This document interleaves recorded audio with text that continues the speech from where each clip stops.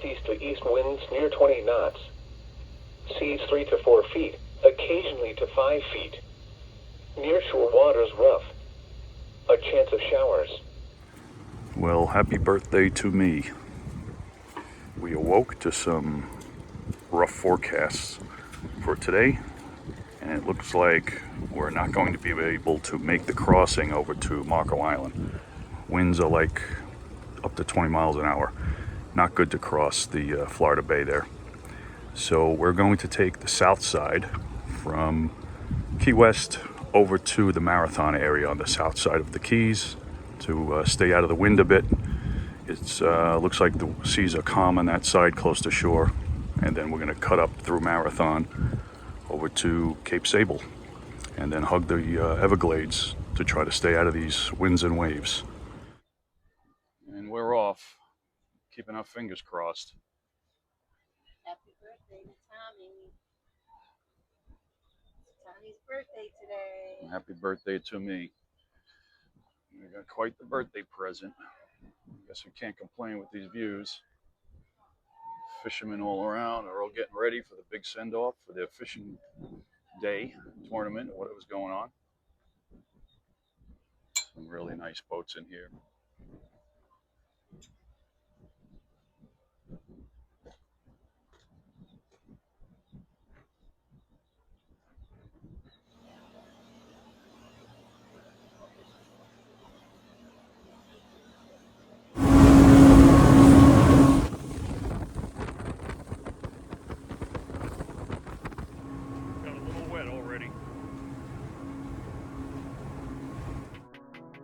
Taking the south side of the Keys up to Marathon was the safer bet. However, it was going to add another 40 miles to our trip across Florida Bay, for a total crossing mileage of 135 miles or so. I was acutely aware of our fuel burn. Running in rough seas burns much more fuel, and we had about a 30-gallon reserve based on my calculations. But will it be enough? Rather than going all the way to Marathon to cross under the 7-mile overseas highway, we decided to make a pit stop at Bahia Honda State Park, which was always on my bucket list. So we went under the bridge just west of Bahia Honda and made our way to the protected cove of Bahia Honda State Park. The entrance into the inner harbor was a bit narrow with dangerous rocks on either side, but the channel was plenty deep in the middle for our 2 boats to make it inside.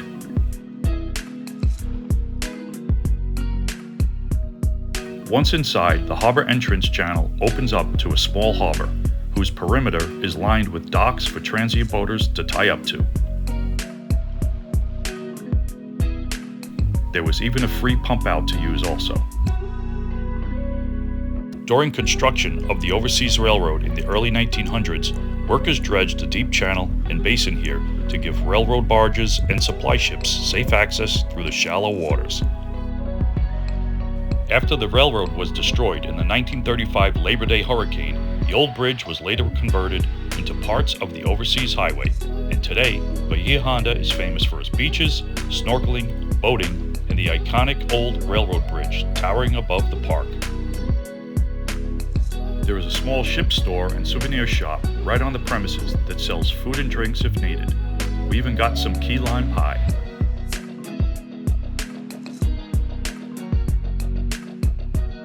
For a small fee, you could stay at the docks overnight and enjoy the area. It's a nice, laid-back stop on your way through the Keys. A short walk across the parking lot was a beach on the Atlantic Ocean side of the island.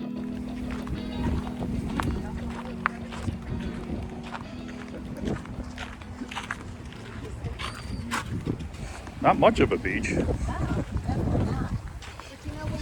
You got to jump right from the stairs right in the water. I guess a little sliver over there.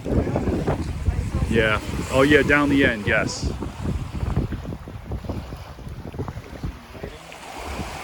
Yeah. All right, so we have ice, we have our pump out, and we're going to shove off.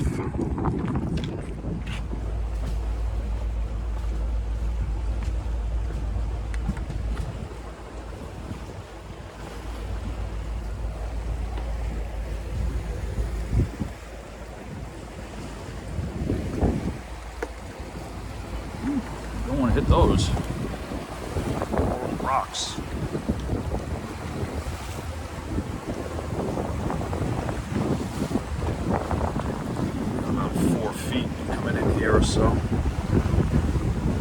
don't know what tide we're at. We are at a mid-tide. Alright, it looks like we're still gonna get wet. It's a little sporty out there. So apparently it's not gonna give us an easy day. Now Don got in front of us, smoothing it out for us a little bit.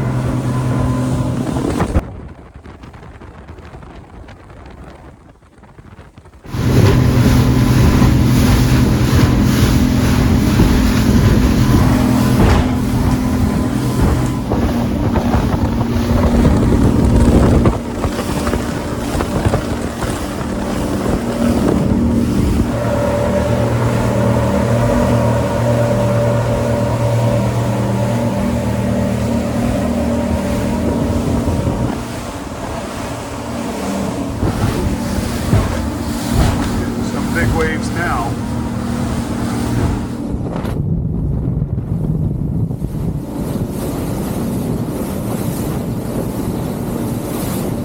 We had to dodge crab pots the whole crossing, which were a lot harder to see with all the whitecaps.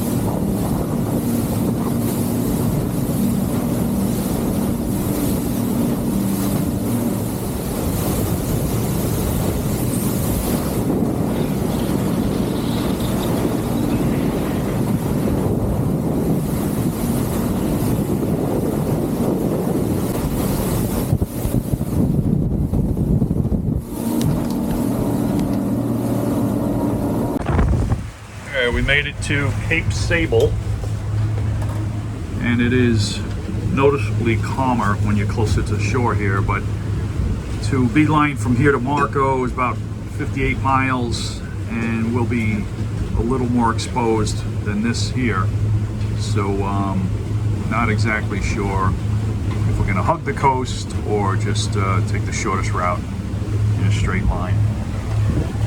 We have our chart plotted straight to Goodland again on the backside. If we make it there, at least we're in safe waters. I mean, not that, you know, around here there's a lot of places you can tuck in around the Everglades and 10,000 Islands by Everglades City, so that's always an option. So we are really going to cut it close with this fuel situation. We have 77 gallons of fuel left, and we have about 40 miles to go to get to Marco, to get to Goodland and Marco Island. So we're burning about 0.8 miles per gallon. So that's not going to give us a whole lot of wiggle room.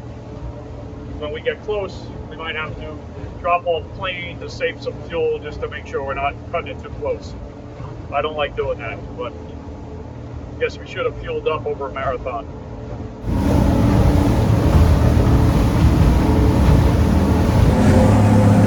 Slowed it down to 17 miles an hour. It's just getting too rough out here. We're getting spray all over the boat.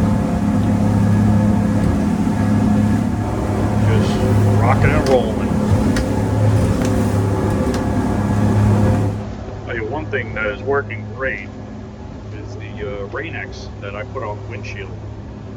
And wipers wipe away beads of water, but when we're going fast, the beads just roll right off. And we don't have a whole lot of salt stains like from the drying water on the windshield. It's like it doesn't stick, it just goes off with the water beads. You're 20 knots. A small craft advisory means that wind speeds of 20 to 33 knots or seas of 7 feet or higher are expected to produce hazardous conditions for small craft. These hazardous conditions may result in poor vessel handling and steering.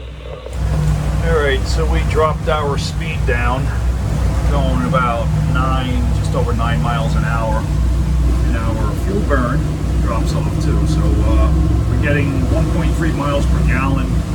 We have about 12 miles to go to Goodland, and we should It's bouncing around between 20s and 40s total, so we should have plenty. I'd rather go slow and conserve the fuel rather than risk it. We're in no rush. We'll get there before they close. Don and Braid took off. It was too rough for them. Actually, it's not too bad right now. We're rolling around a little bit, but it seems like it's not as bad as it once was back there. And we're just coming up on Everglades City. All right, we're coming up on Coon Key here, just outside of Goodland. Picked it up again because it seemed like we had enough fuel. Now we just got to watch the depths. You can see we almost crossed our weight over there. We're getting close. All right, so we're in the channel. Here's our fuel, 11 gallons per tank. Whew. This is cutting it really close, too close for me. You happy we made it? I am. Thank you, Captain. Coast Guard said there were 7-foot seas over there by Key West, out in the on the crossing there. Thankfully, we did not go that way. We made it. Fueled up at Safe Harbor, the most I have ever paid for gas in my entire life. $8 a gallon. Absolutely insane. Insane, insane, insane. But you got to do what you got to do. So to fill up, I put like 2.5 gallons of diesel in for the generator and about almost 200 gallons of fuel, gasoline, and it came to over $1,500. So there goes the tax return. But we made it in one piece, thankfully. And Bridget is finally relaxing back there. See, 7 boats went out today versus 44. Yeah, so yeah, talking to the gas dock attendant, the other day 44 boats they put in the water there. They have the lift, forklift. Today 7 boats. So that's a combination of the wind and probably gas prices because it's insane. But all right, we're heading past the Krabby Lady again just to pick up a credit card, and then we got to find an anchorage. We're probably going back to Coconut Island. I don't know. I need to relax. We're going to stay there for a couple days.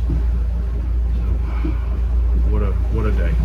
We left at 7:30, 7-ish, 7 in Key West, Galleon Marina, and we arrived here in Goodland at about 3:45, maybe 3:30. Security, all stations offer a safety marine information broadcast regarding a small craft advisory for west coast of Florida. Small craft advisory now in effect. Northeast winds 20 to 30 knots with gusts up to 35 knots and seas 6 to 9 feet. Portions of Gulf of America. Conditions will be hazardous to small craft. Inexperienced mariners, especially those operating smaller vessels, should avoid navigating in hazardous conditions. This is Coast Guard Sector St. Petersburg, Florida out. That would be for inexperienced boaters. All right, we are returning to the scene of the crime. Don had to hop off his boat over there at the Krabby Lady to get his credit card. But he's already out of there. As usual, live music.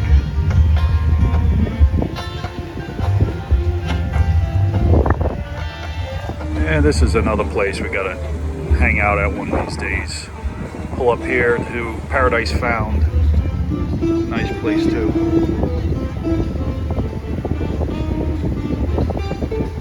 Not as many docks, but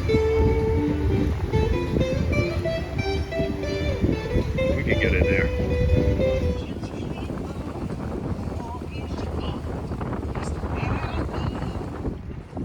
All right, returning to this scene of the crime. Back to Coconut Island. Don's anchored over there already. And it's very windy. All right, we are anchored and rafted in less than optimum conditions. We are really exposed to the fetch, the angle of the wind coming in over here at Coconut Island. You can see the waves coming through this way. Now you're gonna probably not even be able to hear me when I walk on the bow, but we got a bridle out Probably about 70 feet of chain.